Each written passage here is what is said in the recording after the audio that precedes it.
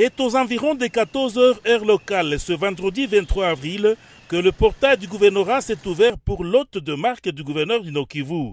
Le haut-commissaire des Nations Unies pour les réfugiés arrive à Goma pour s'enquérir de la problématique de déplacés internes, mais aussi des réfugiés rwandais encore sur le sol congolais, précise Philippe Grandi. Je suis très content d'être revenu ici à Goma après quelques années et d'avoir eu une rencontre très fructueuse avec monsieur le gouverneur du Nord-Kivu.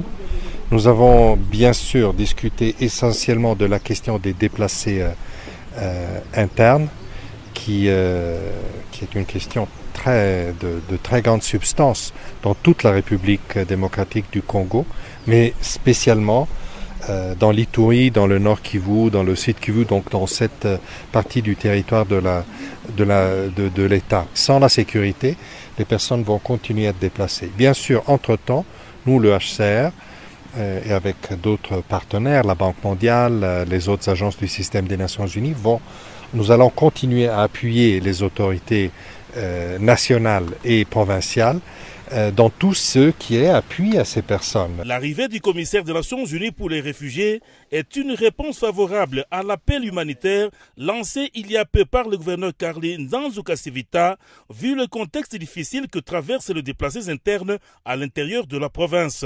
Je viens aussi pour mobiliser cette aide qui est très importante. Je l'ai dit à Kinshasa et je le redis ici à Goma, qui est un des théâtres les plus importants du déplacement interne.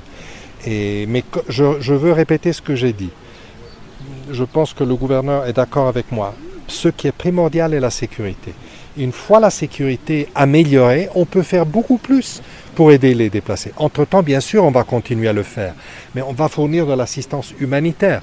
Ce qui est vraiment nécessaire ici, c'est du développement. C'est investir dans le système scolaire, dans le système de santé, dans l'emploi, dans l'économie. Et pour faire ça, il faut plus de sécurité. Voilà mon appel aussi aux autorités congolaises, à Kinshasa ici, mais aussi à la communauté internationale pour qu'on les aide à établir cette sécurité.